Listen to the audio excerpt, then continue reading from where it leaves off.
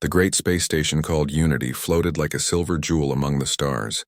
Ships from 100 different worlds docked at its many ports. Today was special. Leaders from across the galaxy had come for the Galactic Summit. They would discuss trade, peace, and new laws that would affect billions of lives. Princess Zara walked through the station's main hall with her head held high. Her purple skin gleamed under the bright lights. Golden jewelry covered her arms and neck. Other aliens stepped aside as she passed. Everyone knew who she was. Zara belonged to the Keth Empire. The Keth were proud of being the smartest race in the galaxy. They had built great cities and powerful ships. They solved problems that other races could not even understand. Zara believed this made them better than everyone else. "Look at all these primitive beings," Zara said to her guard, Dex. "How can they think they belong at the same table as us?" Dex nodded. He was a tall Keth warrior with scars on his face. "Yes, Princess. Especially the humans. They only discovered space travel a few decades ago." Zara laughed. "Humans are like children playing with toys. They think they are clever, but they know nothing compared to us." At that moment, a human diplomat walked past them. He was of medium height with brown hair and kind eyes. His clothes were simple compared to the fancy outfits worn by other delegates. He carried a small bag and smiled at everyone he met. "That one looks especially foolish," Zara said, pointing at the human. "I bet he cannot even read our basic mathematics." The human heard her words. He stopped and turned around. "Excuse me," he said politely. "I am Tom Richards from Earth. I could not help but hear what you said. Are you talking about mathematics?" Zara's eyes grew wide with surprise. This human spoke perfect Keth language. Most aliens needed translation devices to understand them. "You speak our language," she said slowly. Tom smiled. "I learned it before coming here. Your people have created beautiful poetry and interesting scientific theories. I wanted to read them in the original language." Dex stepped forward. "How dare you speak to the princess without permission?" Tom bowed his head. "I apologize. I did not know she was royalty. In human culture, we believe all people should be treated with equal respect." Zara felt angry. This human was making her look foolish in front of everyone. Other delegates had stopped to watch their conversation. She needed to prove that Keth were superior. "You said you understand our mathematics," she said with a cold voice.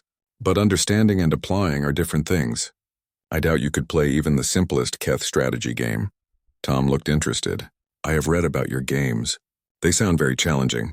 I would be honored to learn from someone as skilled as yourself." "Learn?" Zara laughed loudly. "No, human. I challenge you to play Nexus Flow. When you lose, you will admit that humans are inferior to the Keth." The crowd around them grew larger. Other delegates whispered to each other. Nexus Flow was the most difficult game in the known galaxy. Only the smartest Keth masters could play it well. No alien had ever defeated a Keth player. Tom thought for a moment. "That seems fair. But what if I win?" Zara laughed again. "Impossible. But if you somehow manage to win, I will grant you any reasonable request." "Any request?" Tom asked. "Yes. By the ancient laws of my people, I give you my word." Ambassador Chris, an older Keth diplomat, tried to stop her. "Princess, perhaps we should think about this more carefully." But Zara was too proud to back down now. Half the galaxy was watching. She had to prove Keith's superiority. "The game will be held in the main assembly hall in 1 hour," she announced. "Let everyone see how easily a Keth defeats a human." News of the challenge spread quickly through the station. Delegates canceled their meetings to watch. The assembly hall filled with hundreds of beings from different worlds. Some came to support Zara. Others were curious to see if a human could surprise them. The game table was brought to the center of the hall. It looked like a crystal cube that glowed with inner light. Holographic pieces floated inside the cube in 3 dimensions. Players had to move their pieces through space and time to capture territory and defeat their opponent. Zara sat on one side of the table. She wore her finest robes and most expensive jewelry. The crowd cheered when she entered. She smiled and waved like she had already won. Tom sat across from her. He had changed into clean clothes but still looked simple compared to the princess. He studied the game board carefully. He had read about Nexus Flow, but this was his first time seeing the actual game. "The rules are complex," Zara said. "Are you sure you want to continue? I can give you an easier game." "Thank you for your concern," Tom replied. "But I would like to try this one." The game master, an ancient Keth named Elder Zahn, explained the rules. Players started with 20 pieces each. They had to move them through the cube to capture the opponent's home base. But the cube changed shape every few moves. Gravity shifted. Time moved differently in different areas. A player needed to think many steps ahead and adapt quickly to changing conditions. Zara had played this game since childhood. She had defeated every challenger in the Keth Empire. She moved her first pieces with confidence. Her strategy was aggressive and direct. She sent strong pieces to attack Tom's territory while building defenses around her own base. Tom moved more slowly. He studied each position carefully before making his choice. His moves seemed random to the watching crowd. Sometimes he moved pieces away from the battle instead of toward it. Sometimes he sacrificed valuable pieces for no clear reason. The human does not understand the game, someone in the crowd said. This will be over quickly, another voice agreed. But Elder Zon watched with growing interest. He had been playing Nexus Flow for 200 years. He could see patterns that others missed. Tom's moves were not random. They were building toward something. As the game continued, Zara began to feel worried. She controlled more territory than Tom. Her pieces were in stronger positions. But something felt wrong. Tom's remaining pieces were positioned in strange places. They seemed weak, but they were also connected in ways she did not understand. Your move, Princess, Tom said gently. Zara studied the board. She could attack Tom's main base directly. It looked like an easy victory. She moved her strongest piece forward for the final strike. Tom smiled. Thank you. He made 3 quick moves. Suddenly, Zara saw the trap. Tom's scattered pieces were not weak at all. They formed a network that surrounded her attacking force. When he activated them together, they created a chain reaction that captured most of her army. The crowd fell silent. No one could believe what they were seeing. Zara stared at the board in shock. Her powerful army was gone. Her base was defenseless. She had 1 move left, but no matter what she did, Tom would win on his next turn. I surrender, she whispered. The hall exploded with noise. Some aliens cheered. Others argued about what had happened. The Keth delegates sat in stunned silence. Tom stood up and bowed to Zara. Thank you for an excellent game. You are a very skilled player. Zara could not speak. She had lost in front of everyone. The smartest race in the galaxy had been defeated by a primitive human. Elder Zon stood up. His old voice carried clearly through the hall. By the ancient laws of the Keth Empire, Princess Zara must honor her word. She will grant the human any reasonable request. Tom thought carefully. He could ask for many things. Money, land, or political favors. But he surprised everyone again. I request the honor of marriage to Princess Zara, he said. The crowd gasped. Marriage between different species was rare but not forbidden. However, it was usually arranged between equals. A human asking to marry a Keth princess was almost unthinkable. Zara stood up quickly. Her face was purple with anger. You cannot be serious. I am completely serious, Tom replied. You gave your word in front of witnesses. Will the Keth Empire break its ancient laws? Ambassador Chris stepped forward. This is impossible. The princess cannot marry an alien. But Elder Zon shook his head. The law is clear. A royal word given in public cannot be broken. If Princess Zara refuses to honor her promise, she will lose her title and be exiled from the empire. Zara felt the weight of tradition crushing down on her. Her ancestors had built the Keth Empire on honor and keeping promises. If she broke her word now, she would shame her entire family. There must be another way, she said desperately. The human made a reasonable request, Elder Zon said. Marriage is a legal contract in both your cultures. You must accept or face exile. Zara looked around the hall. Every eye was watching her. Some faces showed sympathy. Others looked curious or amused. She could not escape without destroying everything she had been raised to value. I accept, she said through gritted teeth. Tom bowed again. I am honored by your acceptance. I promise to be a worthy husband. Zara wanted to scream at him. This human had destroyed her life in a single afternoon. She had expected to marry a Keth noble who would increase her family's power. Instead, she was trapped with a primitive alien who had embarrassed her in front of the entire galaxy. The crowd began to break up. Delegates talked excitedly about what they had witnessed. Some came to congratulate Tom. Others offered sympathy to Zara. When the hall was mostly empty, Tom approached Zara. She stood alone, her guards having stepped back to give them privacy. Princess Zara, he said softly, I know you are angry. I understand why you feel betrayed. But I hope you will give me a chance to prove that this arrangement can benefit both of us. Zara turned to look at him. Benefit? You have ruined my life. I was supposed to marry someone who could strengthen my empire. Instead, I am bound to a human who knows nothing about our ways. Tom nodded. You are right. I do not know much about Keth culture yet. But I am willing to learn, and perhaps I can offer something valuable in return. What could you possibly offer? Zara asked bitterly. A different perspective, Tom said. Today you saw how thinking differently can solve problems that seem impossible. Your people are brilliant, but sometimes being too smart can be a weakness. Sometimes the best solutions come from unexpected places. Zara did not want to admit it, but his words made sense. His victory in Nexus Flow had shocked everyone because he played by different rules. Rules that the Keth had never considered. Our marriage ceremony will take place in 3 days, she said coldly. Until then, stay away from me. I need time to think, Tom bowed. Of course. I will respect your wishes. As he walked away, Zara watched him go. She still felt angry and trapped. But underneath the anger, a small part of her mind was curious. How had this simple human defeated her so completely? What other surprises might he have? 3 days later, she would find out. The wedding ceremony was set according to both human and Keth traditions. Representatives from dozens of worlds came to witness this unusual union. Some attended out of curiosity. Others came to see if they could learn something from this strange partnership. Zara spent the 3 days in her quarters, refusing to see Tom or discuss wedding plans. She let her staff handle the arrangements while she tried to accept her fate. On the morning of the ceremony, her mother called from the Keth homeworld. Daughter, Queen Vera said through the communication device, I have heard about your situation. Are you certain this is the right choice? I gave my word, Mother. I cannot break it without dishonoring our family. Queen Vera sighed. You always were too proud for your own good.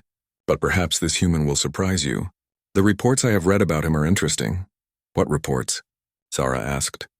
Tom Richards is not as simple as he appears. He holds advanced degrees in mathematics, psychology, and interstellar law.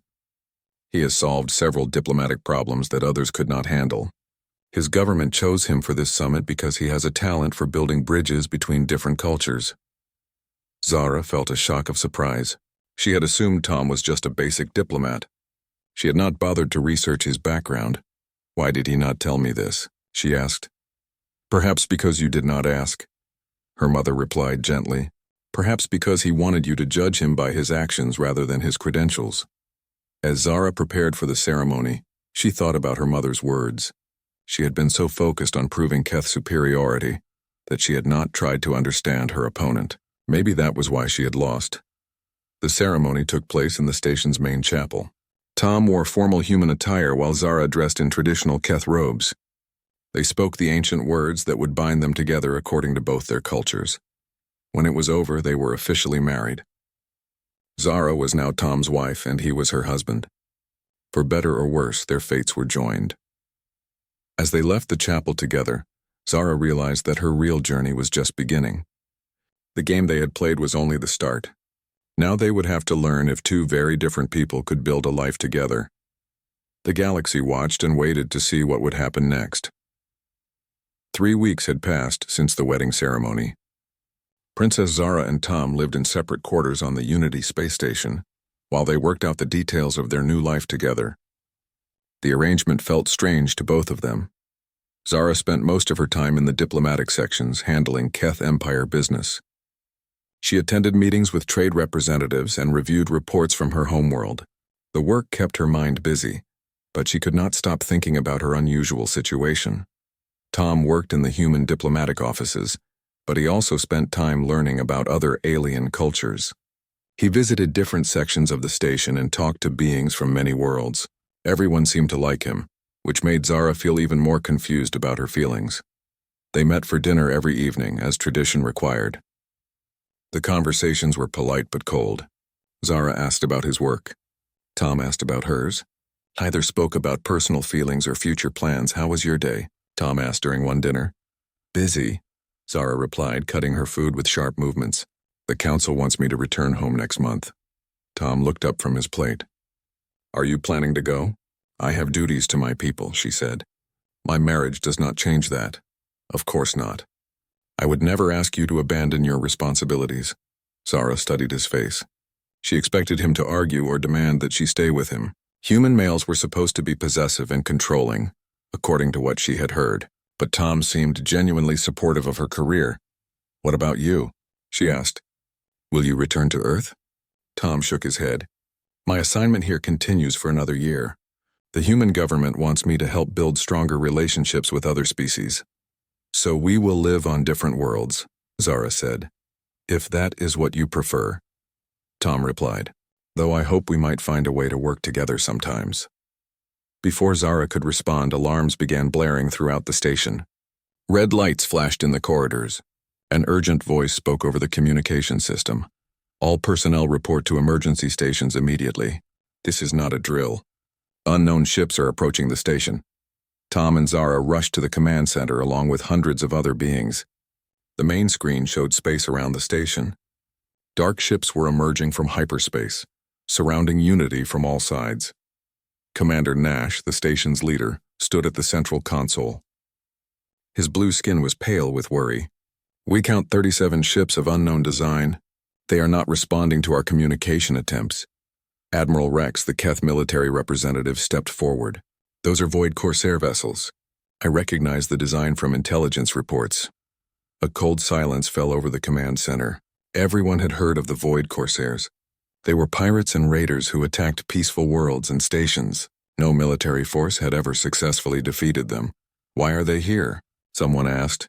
They want the technology archives, Admiral Rex said grimly. Unity Station contains the largest collection of scientific knowledge in the galaxy. If the Corsairs steal it, they could become unstoppable. Commander Nash activated the station's defense systems. Energy shields glowed around Unity's hull. Weapons platforms emerged from hidden compartments. But everyone knew the defenses would not be enough. We need to evacuate the civilian population, the commander said. How long do we have? Corsair ships use quantum phase technology, Admiral Rex explained. They can appear and disappear at will. They might attack in minutes or wait for days. We cannot predict their strategy. Tom raised his hand. Commander, may I ask a question? Several alien officers looked at him with surprise. Humans were not usually included in military discussions. Of course, Commander Nash said politely. Has anyone ever tried to understand how the Corsairs think? Tom asked. I mean, what motivates them beyond just stealing things? Admiral Rex made a dismissive sound. They are pirates, human. They think only of profit and destruction. But Tom looked thoughtful. Maybe, but even pirates have patterns. They choose specific targets for specific reasons. Why attack Unity now? Why risk fighting the combined fleets of dozen worlds?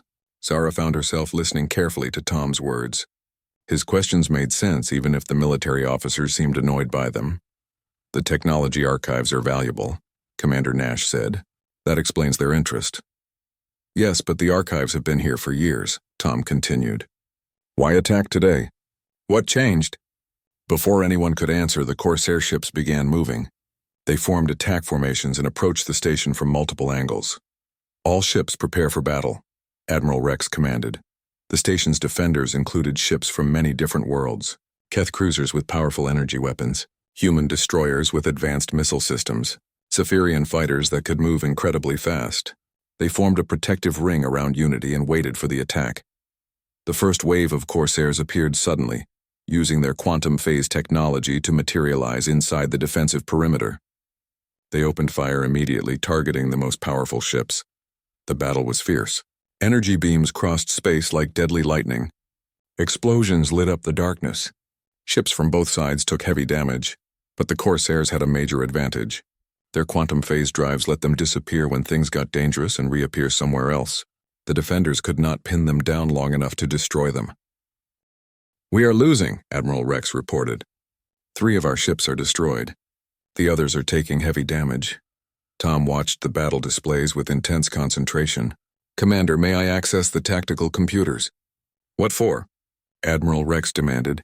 I want to study the Corsair movement patterns. Maybe I can find a weakness, Admiral Rex laughed harshly. Our best military minds have studied the Corsairs for years. What makes you think a human diplomat can find something they missed? Zara spoke up suddenly. Let him try. Everyone turned to look at her. She felt her face grow hot, but she continued speaking. Tom defeated me at Nexus Flow by thinking differently than anyone expected. Maybe he can do the same thing here. Tom gave her a grateful look. Commander Nash considered for a moment, then nodded. Very well. But quickly, Tom sat at a tactical station and began analyzing the battle data. His fingers moved rapidly over the controls as he studied ship movements, attack patterns, and timing sequences. Meanwhile, the battle continued to go badly. More defender ships were destroyed or damaged. The Corsairs pressed their advantage, moving closer to the station. They will breach our shields in 30 minutes, a technician reported. Tom suddenly looked up from his console. I think I found something. What is it? Commander Nash asked. The Corsairs are not just using quantum phase technology to disappear, Tom explained. They are using it to communicate. Watch the pattern. He displayed his analysis on the main screen. Lines connected different Corsair ships, showing their movement patterns over time. Every time a ship phases out, another ship somewhere else immediately changes direction. They are sharing information instantly across their entire fleet. Admiral Rex studied the display. So they coordinate their attacks better than we thought. That still does not help us defeat them. But it might, Tom said. If they use quantum phase communication, they probably all share the same frequency. If we could disrupt that frequency, their coordination would collapse. Zara felt a surge of excitement. That could work. But we would need to modify our communication systems to generate the right kind of interference. Can it be done? Commander Nash asked. I think so, Zara replied. But it would require combining human and Keth technology in ways we have never tried before. Tom looked at her hopefully. Would you be willing to work together on this? Zara hesitated. Working with Tom would mean admitting that his ideas had value. It would mean accepting him as an equal partner instead of an unwanted burden. Another explosion shook the station. More ships were dying while she hesitated. Yes, she said firmly. Let us try. They worked together at the technical stations. Tom provided creative ideas about how to disrupt quantum communications. Zara supplied detailed knowledge of Keth engineering principles. Other technicians helped them modify the station's communication array. The work was difficult. Human and Keth technologies used different power sources and control systems. Making them work together required constant improvisation and adjustment. The power levels are not stable, Zara reported. If we push too hard, the entire array could overload. What if we use a pulsed signal instead of continuous? Tom suggested. It might be gentler on the systems. They tried his idea. The modifications held together, though warning lights flashed across their control panels. Ready to test, Zara announced. Commander Nash gave them permission to proceed. They activated their improvised quantum phase disruptor and aimed it at the Corsair fleet. The effect was immediate and dramatic. Corsair ships that had been moving in perfect coordination suddenly began acting independently. Some crashed into each other. Others appeared in the middle of asteroid fields by mistake. It is working, Admiral Rex shouted. Their formation is breaking apart. The defending fleet pressed their advantage. Without quantum coordination, the Corsairs could not maintain their sophisticated attack patterns. They still had their phase drive technology, but they could not use it effectively. One by one, Corsair ships were destroyed or forced to retreat. Within an hour, the entire raiding fleet was gone. The command center erupted in cheers. Beings from many different species congratulated each other on the victory. For the first time in galactic history, someone had found a way to defeat the Void Corsairs. Commander Nash called for quiet. I want to thank everyone who participated in this defense. But special recognition goes to Tom Richards and Princess Zara, whose innovative solution saved us all. More cheers filled the room. Tom and Zara found themselves surrounded by grateful officers and technicians. How did you think of that? One of them asked. Tom smiled. I learned something from my wife. Sometimes the best solutions come from combining different approaches instead of competing with each other. Zara felt her heart skip a beat. Tom had called her his wife. Not just his marriage partner or political obligation, but his wife. And he had given her credit for inspiring his solution. Later that evening, they met for dinner as usual. But this time, the atmosphere was completely different. You were amazing today, Tom said sincerely. I could never have solved that problem without your expertise. You gave me too much credit in front of everyone, Zara replied. It was your idea to disrupt their communications, but it was your engineering skill that made the idea work, and your willingness to trust me with something important." Zara looked down at her food. "I have not been very trusting since our marriage began." "You had good reason to be cautious," Tom said gently. "I forced you into this arrangement. You did not choose it freely." "No," Zara admitted, "but perhaps I was wrong to assume the worst about you." They talked more openly than they had since their wedding. Tom told her about his childhood on Earth and his love of learning about other cultures. Zara described growing up in the Keth royal family and the pressure she felt to live up to impossible standards. "I spent my whole life believing that Keth were superior to everyone else," she said. "When you defeated me at Nexus Flow, it shattered everything I thought I knew about myself." "You are superior in many ways," Tom replied. "Your intelligence, your technical knowledge, your ability to see complex patterns. But being superior does not mean you have to be alone." "What do you mean?" "Today we were both superior to the problem we faced. You with your expertise, me with my different perspective. Together, we found a solution that neither of us could have discovered alone." Zara considered his words. "You think our marriage could work the same way?" "I hope so, if you are willing to try." Zara studied Tom's face. She saw sincerity there, and kindness and intelligence. He was not the primitive human she had expected. He was someone who could challenge her ideas and support her goals at the same time. "I am willing," she said quietly. Over the following weeks, their relationship changed dramatically. They began spending more time together, not just for formal dinners but for work projects and personal conversations. Tom helped Zara with diplomatic problems that required creative thinking. Zara helped Tom understand the complex politics of different alien cultures. They discovered that their different backgrounds gave them unique insights into challenges that others found impossible. Word of their success against the Corsairs spread throughout the galaxy. Other worlds began requesting their help with difficult problems. They found themselves working as a team on trade disputes, territorial conflicts, and scientific research projects. "We make a good partnership," Zara admitted one day. "The best partnerships are built on mutual respect," Tom replied. "I have always respected you. I am glad you are beginning to respect me too," Zara smiled. "You are full of surprises, husband. So are you, wife."